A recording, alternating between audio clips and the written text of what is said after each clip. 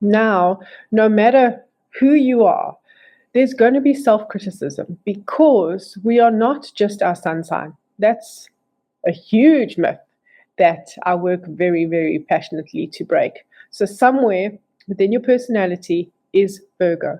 And in that place, within the 12 aspects of your personality, where Virgo is, you can get a very clear indication of the self criticism and therefore the limitations that you create. Welcome to the planetary pulse for the second half of March. And I'm actually doing a second half of March because what we are heading into is a lot. And having a breakdown and seeing, not having a nervous breakdown, but having a breakdown of it, and seeing how it can support you in your personal self-awareness journey is really important to me. If you are new to connecting with me, hi, I'm Jodine Sher.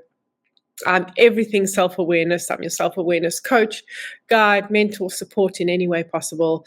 If you want to know more about how you can interact and work with me really personally, in me creating your personality blueprint and your numerology profile, working with tarot, going into past lives, all these different aspects of self-awareness, then please drop a comment below that says curious, and I will give you everything that you need, especially information on the radical self-awareness group that I have.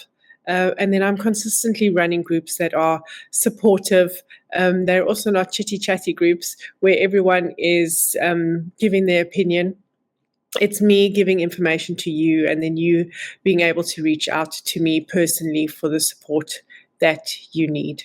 So on that note, let's start with the very first thing that's happening in March, in the middle of March. On the 14th of March, we have the full moon total eclipse, and that's happening in Virgo.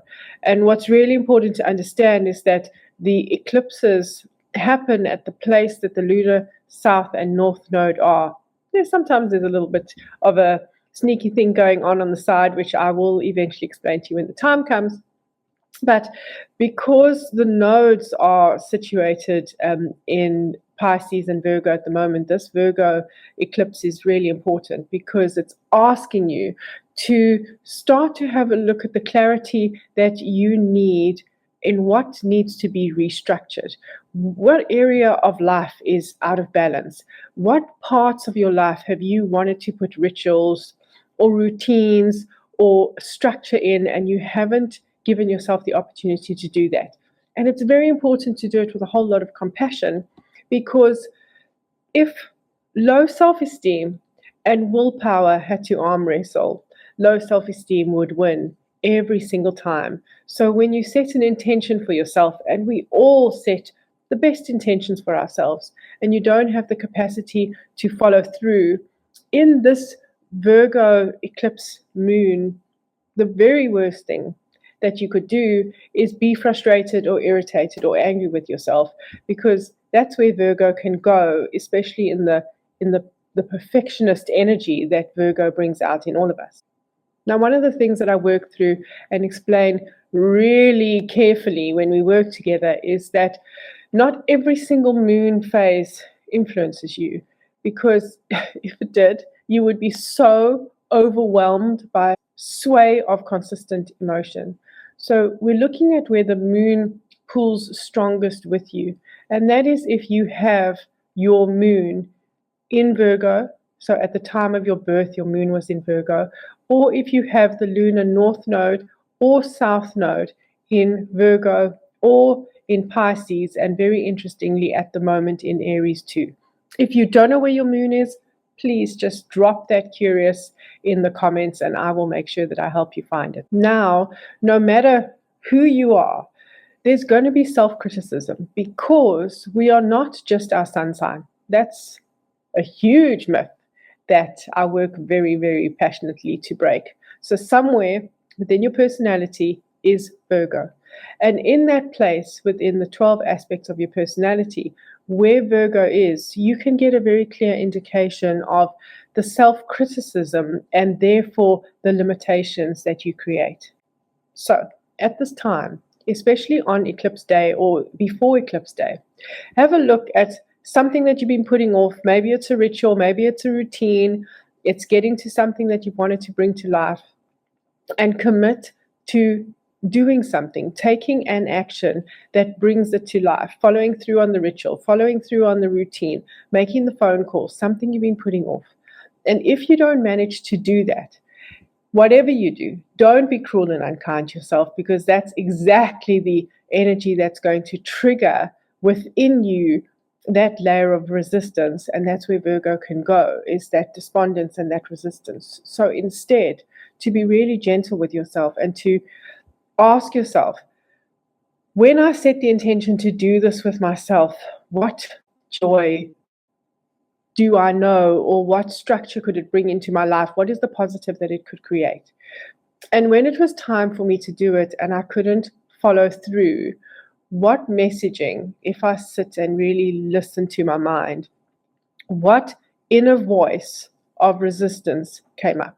On the 15th of March, Mercury goes into retrograde in Aries.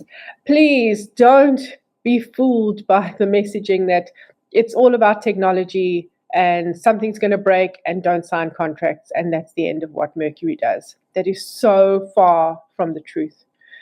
Mercury, when it is in retrograde, gives you the opportunity to listen in on what you think and to watch what you say.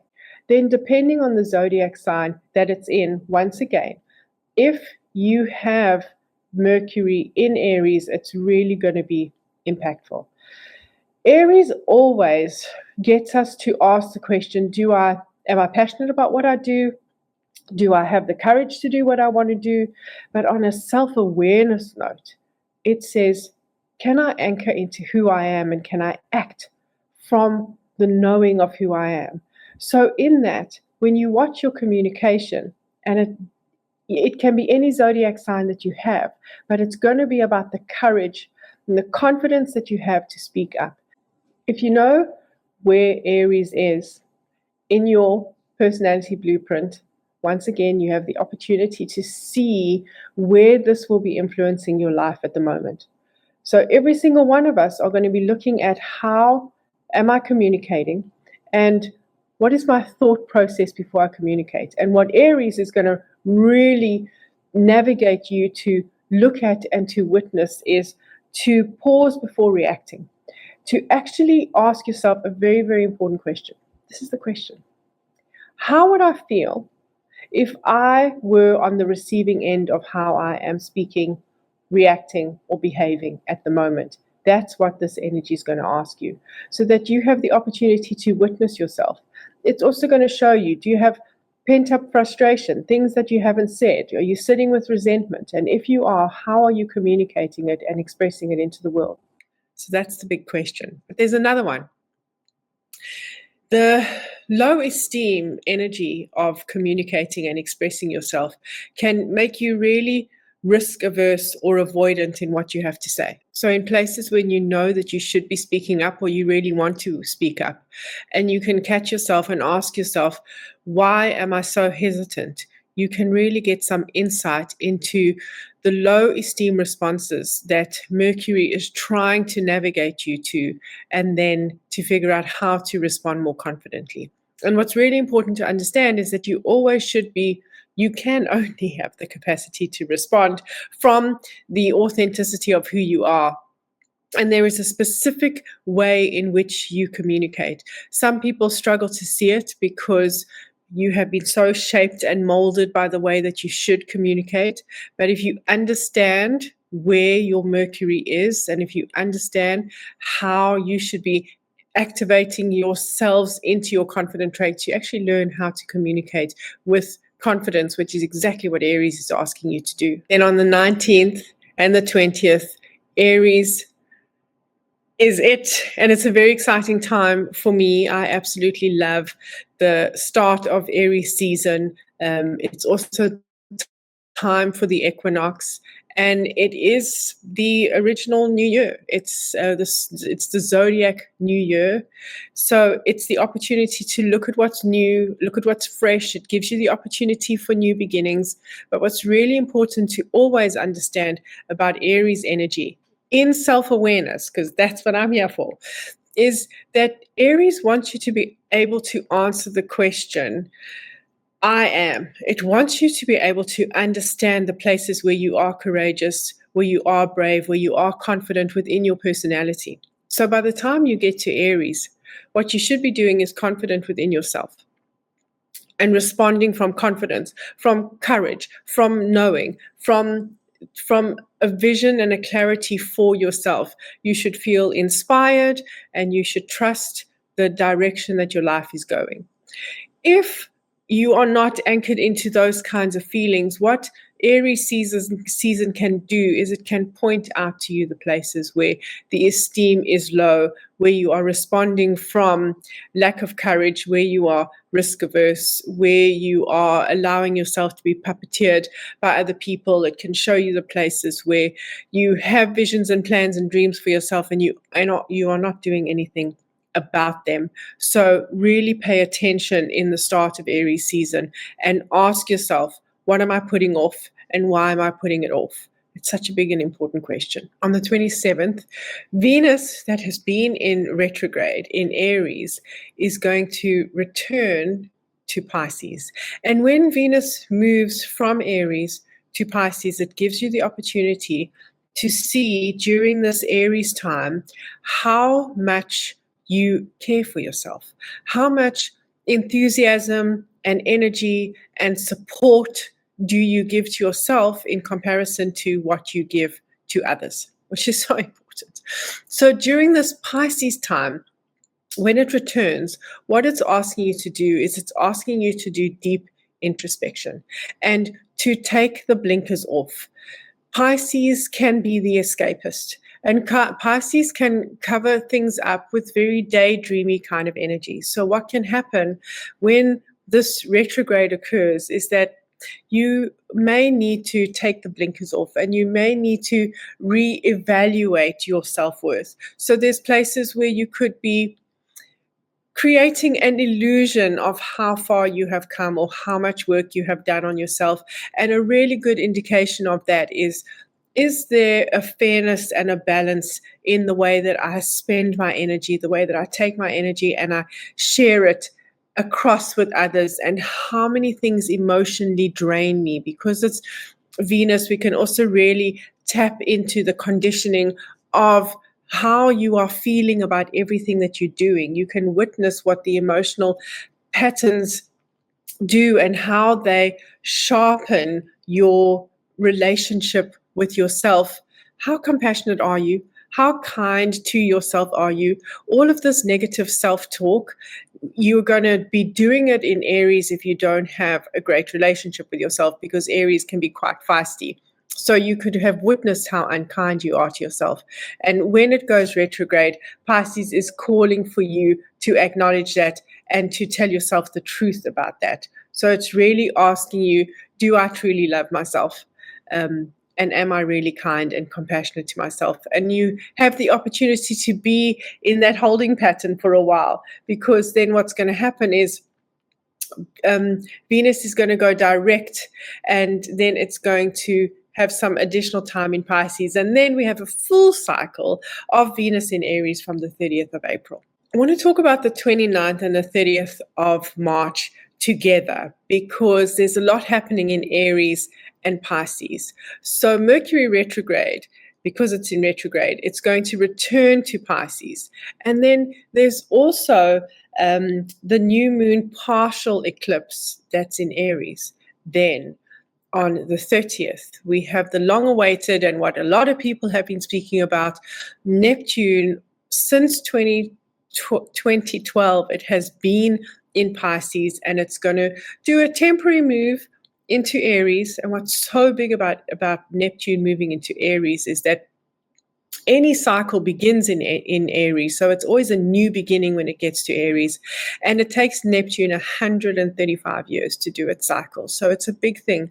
And the dance between Pisces and Aries is always such an interesting one. And that's why I wanted to talk about them all together, because when an energy is in Pisces, when it comes to self-awareness, it is asking you to really do introspection.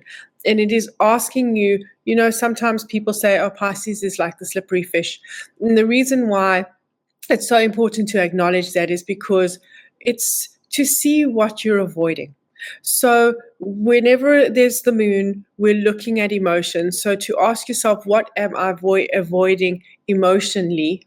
And what's so interesting, which I said I was going to share, is that because of the degrees of the eclipse and where the moon is, even though the eclipses usually happen in the nodes, sometimes what can happen is that it's a little bit off center. It's a little bit out. So it's a little bit out this time. So the eclipse technically is supposed to be happening in Pisces, but it's not happening in Pisces. It's happening in Aries.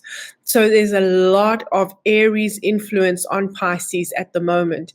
And that Aries influence on Pisces is saying, toughen up, become brave, do the things that you need to do. Stop the escapism. And I'm not saying it in a harsh way. I want to say it with as much compassion as possible. And I say this all the time. If self-worth and if worthiness and if determination to do something, if willpower and willingness had to arm wrestle with low esteem would win every time. And a lot of the ways that we see our low esteem is in Pisces, because Pisces is saying, please do the work and really get to the core of it before you step into Aries. And you should be affirming I am and showing your bravest, most courageous, most passionate and determined, confident side to the world. It should feel like this newness and you can take on anything, and that the past hasn't tarnished you in any way. And Pisces asks you not to carry the past into the future. And that's massive, absolutely massive for Mercury, because it's talking about your communication. It's asking you to really think about what you think and how you process what you think into the way that you speak. And then this Neptune, it's been so long awaited. It is going to do a retrograde a little bit later on, and it's going to return to Pisces for a while. But in this time that it's going to be in Aries, Neptune literally governs what we believe and how we have our imagination and how we take our imagination and bring it to reality, and how what we believe spiritually and how we live that into our reality. And what's happening in this Aries shift is that it's saying there's no more time for the disillusion. Pisces can really have a lot of disillusion, and Pisces can almost be led down the path and believe what other people say we should believe. And that is what has been happening in the self-help industry for a long time, in the manifestation industries and manifestation world for a long time. So Aries is going to really and truly say it is time for you to go inwards and anchor what you believe and find your own truth in what you believe and create your own spiritual path, create your own journey, not believe that there is this collective approach to everything. And in order to do that, you really need to understand who you are. And that's why I do what I do, because I see so many people lost. I see so many people who just have the best intentions for themselves. But the thing is that the very last thing that you're getting to is focusing on this deep understanding of who am I, what is my personality, what is the natural way that I respond to life, what is the natural way that I release my limitations, what is the natural way that I behave and respond in all different areas of my life. And that's what Neptune is going to call on us to do. So I'm reminding you, please, at any point in time, just drop the word curious in the comments or reach out to me and say to me, Jo, I'm curious. And there's different things that we can do, especially getting into the group work. I am giving you a slither of what I do. As things are unfolding, I'm talking about manifestation myths. I'm getting you to contemplate everything that has to do with self-awareness. I am guiding you to live as self-aware as possible. I'm taking you through your full personality blueprint, your full astrological profile, everything to do with your numerology, how you function as a conscious human being that is meant to be navigating yourself towards your dreams, which is exactly what Neptune is going to be asking of you.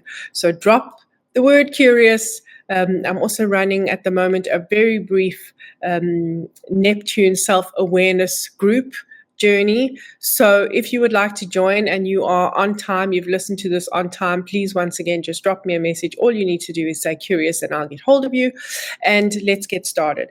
If not, I'm consistently running groups. You can find all the content that I have over here. What I share is so open to you, but it's really important to understand, especially this shift from Pisces to Aries, is that Pisces has had the time of this collective information, and Aries is saying you really need to hone it in. You need to make it personal, and that's what I'm here for. So enjoy the rest of March, and I'll chat to you soon.